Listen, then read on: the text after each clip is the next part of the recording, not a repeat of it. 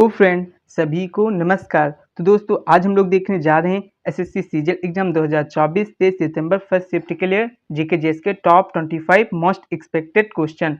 तो दोस्तों आपका पहला प्रश्न है, आशा भोसले पुरस्कार 2024 किसे मिला। तो दोस्तों जो आशा भोसले पुरस्कार है वो कई क्षेत्र में कई व्यक्तियों को मिला था। जैसे आपके पहले जो मिले हैं वो हैं आपके शिल्पा राव जो कि गायिका हैं, ये किससे संबंधित है, म्यूजिक से।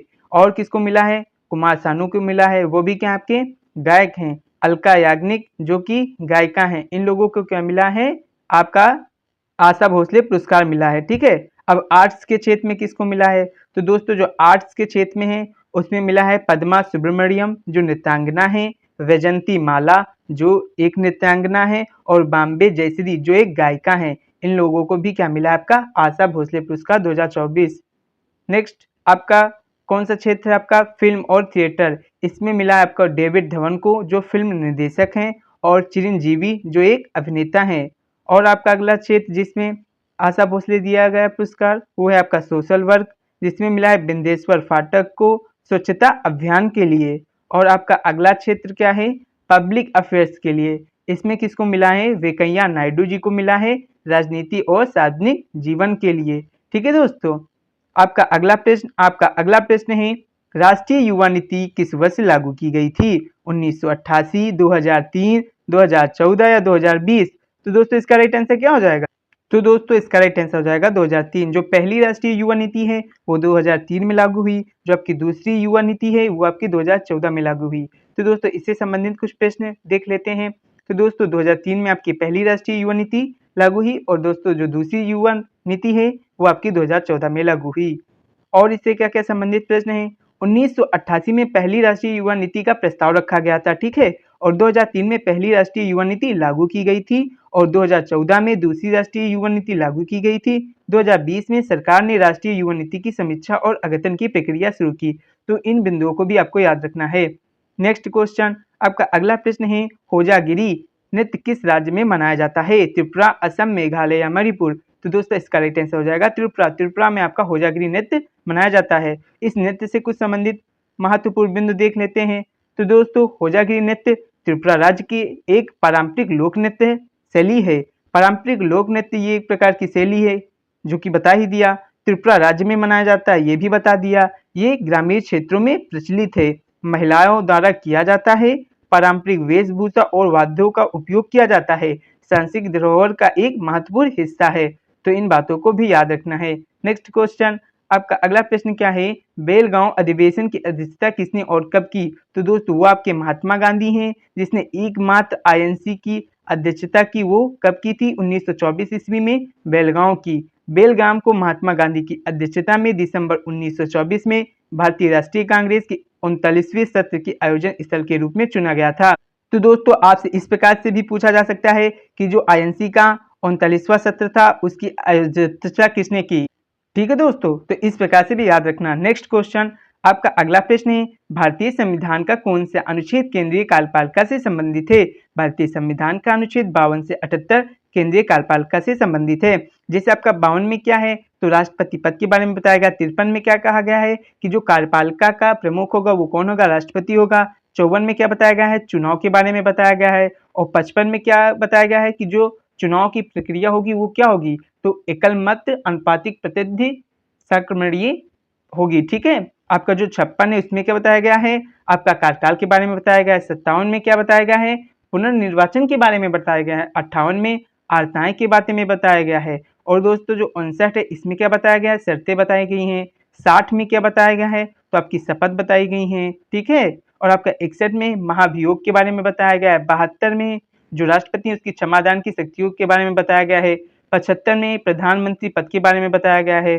और दोस्तों जो आपका 76 है इसमें क्या बताया गया है, अटॉर्नी जनरल के बारे में बताया गया है। ठीक है। तो इन बातों को भी याद रखना है, जो मैंने ये महत्वपूर्ण अनुच्छेद बताए हैं इनको जरूर याद रखना। किसके, एसएससी सीजीएल एग्जाम 2024 के पॉइंट ऑफ व्यू से। ठीक है।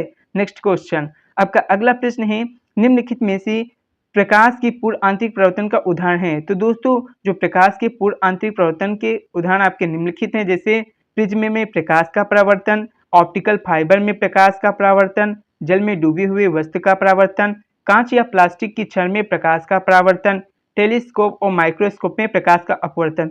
दोस्तों जो आपका ऑप्टिकल फाइबर होता है इसमें कुछ इस प्रकार से प्रकाश का अपवर्तन होता है कि जैसे आपका ऐसे ऐसे लाइट क्या होती रहती है, ऐसे निकल जाती है, ठीक है। नेक्स्ट क्वेश्चन पे जाने से पहले कुछ इसकी स्थितियां जान लेते हैं कि क्यों होता है। इससे भी स्टेटमेंट वाइज क्वेश्चन पूछ सकता है।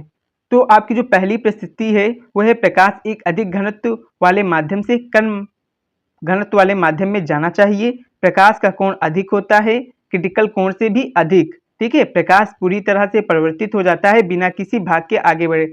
दोस्तों इसका जो बेस्ट उदाहरण बताऊं तो ये बताऊं कि जब आप सड़क पे चलते होंगे तो आपको लगता होगा कि थोड़ी दूर पर आपको पानी जान पड़ता होगा, लेकिन जब वहां पहुंचते होंगे तो वहां पे पानी नहीं दिखाई देता होगा। ये भी किसकी घटना है? ये भी आपकी पूर्ण आंतरिक परावर्तन की सबसे अच्छी घटना है, ठीक है, जिसको आप रियल लाइफ में देख सकते हो। नेक्स्ट क्वेश्चन, आपका अगला प्रश्न क्या है? तो दोस्तों आपका अगला प्रश्न है स्वराज पार्टी की स्थापना कब और किसने की? तो दोस्तों जो आपकी स्वराज पार्टी है इसकी स्थापना 1 जनवरी 1923 ईस्वी को देशबंधु चित्तरंजन दास और मोतीलाल नेहरू द्वारा की गई थी।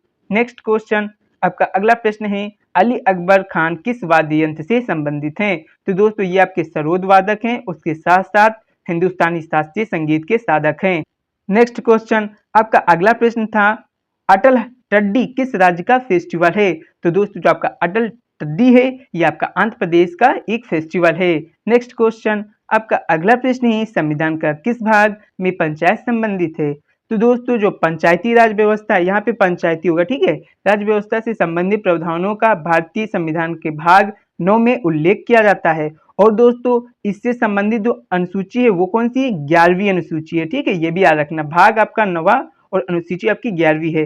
भाग 9 में पंचायती राज से संबंधित अनुच्छेद 243 से 243 ओ कितने विषय हैं? 29 विषय में पंचायत शीर्षक के तहत प्रावधान है। यह हिस्सा 73वें संवैधानिक संशोधन अधिनियम द्वारा 1992 में जोड़ा गया था, ठीक है, इसको भी याद रखना है। नेक्स्ट क्वेश्चन, आपका अगला प्रश्न क्या है? किस राज्य को 1 करोड़ से अधिक का बजट दिया गया है 2024 में? तो दोस्तों वो है यूपी। यूपी को क्या दिया गया है? मतलब उत्तर प्रदेश राज्य को 1 करोड़ से अधिक का बजट दिया गया है 2024 के बजट प्रस्ताव के अनुसार। नेक्स्ट क्वेश्चन, आपका अगला प्रश्न है राणा सांगा और बाबर के बीच कौन सा युद्ध हुआ? तो दोस्तों जो राणा सांगा है और बाबर इनके बीच आपका कौन सा युद्ध हुआ था? खानवा का युद्ध, जो कब लड़ा गया था? आपका 16 मार्च 1527 ईस्वी को आगरा से 45 किलोमीटर दूर खानवा गांव में लड़ा गया था। और इसमें कौन कौन थे? तो ये दिया ही है, जो मेवाड़ के आपके राजा राणा सांगा और जो आपके मुगल सम्राट वो बाबर थे, इनके बीच क्या हुआ था? युद्ध हुआ था। और कौन जीत गया था? बाबर जीत गया था। और दोस्तों हम देख लेते हैं बाबर ने कौन कौन से युद्ध लड़े हैं। तो दोस्तों आपके जो बाबर हैं उन्होंने 4 युद्ध लड़े। पानीपत का प्रथम युद्ध, खानुआ का युद्ध, चंदेरी का युद्ध और घाघरा का युद्ध। जो पानीपत का युद्ध हुआ था वो 1526 ईस्वी में हुआ था, इब्राहिम लोदी और बाबर के बीच में हुआ था, जिसमें बाबर विजयी हुआ। और जो आपका खानुआ का युद्ध है वो 1527 ईस्वी में हुआ। इसमें किसके साथ हुआ था? राणा सांगा के बीच हुआ था। और कौन जीता था? बाबर जीता था। चंदेरी का युद्ध जो हुआ 1528 ईस्वी में, और किसके साथ हुआ था? मेदिनी राय के साथ हुआ था। कौन जीता था? बाबर जीता था। घाघरा का युद्ध ये कब हुआ? 1529 ईस्वी में। किसके साथ हुआ था?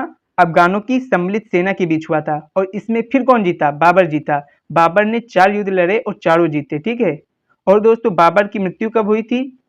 1530 ईस्वी में, ठीक है। नेक्स्ट क्वेश्चन, आपका अगला प्रश्न क्या है? अगला प्रश्न है निम्नलिखित में से कौन सी नदी बंगाल की खाड़ी में नहीं गिरती है? ये आपको बताना था। ब्रह्मपुत्र, कृष्णा, ताप्ती, महानदी। तो इसका राइट आंसर हो जाता ताप्ती। ताप्ती आपकी कहाँ गिरती है? ताप्ती ये गिरती है आपकी अरब सागर में, खंबात की खाड़ी में गिरती है, ठीक है। और जो आपकी ब्रह्मपुत्र है, कृष्णा है, महानदी, ये सब किस में गिरती हैं? बंगाल की खाड़ी में, ठीक है। थोड़ा ताप्ती नदी के बारे में जान लेते हैं। ताप्ती नदी मध्य प्रदेश, मध्य भारत में नर्मदा नदी के दक्षिण में स्थित एक नदी है जो अरब सागर में मिलने से पहले पश्चिम की ओर बहती है। तो ये भी इंपॉर्टेंट है कि भारत में पश्चिम दिशा में बहने वाली नदी का नाम बताइए, तो वो है आपकी ताप्ती और नर्मदा। इनको भी याद रखना। नर्मदा नदी का उद्गम स्थान क्या है? अमरकंटक की पहाड़ियां जो मध्य प्रदेश में स्थित है। और ताप्ती का जो उद्गम स्थान ये क्या है? तो ये है आपका मुल्ताई नगर है, मध्य प्रदेश में पड़ता है। यहाँ से क्या होता है? आपका ताप्ती नदी का उद्गम होता है। और दोस्तों जो ताप्ती नदी है इसकी लंबाई कितनी है? 700 किलोमीटर है। और यह महाराष्ट्र, गुजरात और मध्य प्रदेश राज्यों से होकर बहती है। आपका नेक्स्ट क्वेश्चन, आपका अगला प्रश्न है 2024 में लता मंगेशकर पुरस्कार किसे मिला? तो दोस्तों वरिष्ठ गायिका अनुराधा पौडवाल को संगीत और गायन में उनके निरंतर अमूल्य योगदान के लिए लता मंगेशकर पुरस्कार 2024 देने की घोषणा की गई। और दोस्तों आपका अगला प्रश्न क्या है? तो दोस्तों अगला प्रश्न कोई है नहीं, लेकिन आपको एक इंपॉर्टेंट प्रश्न बता दें कि दोस्तों जो अली अकबर खान है ये आपको बता ही दिया था कौन से वादक हैं, या आपके हैं सरोद वादक। लेकिन इनसे पूछा जाए अगर कि कौन से घराने से बिलोंग करते हैं, तो ये आपके मेहर घराने से बिलोंग करते हैं। ये भी इंपॉर्टेंट है, मेहर घराने से। ठीक है दोस्तों, तो इसी के साथ वीडियो समाप्त होती है। अगर वीडियो अच्छी लगी हो तो लाइक करें, सब्सक्राइब करें एंड शेयर करें। थैंक यू दोस्तों।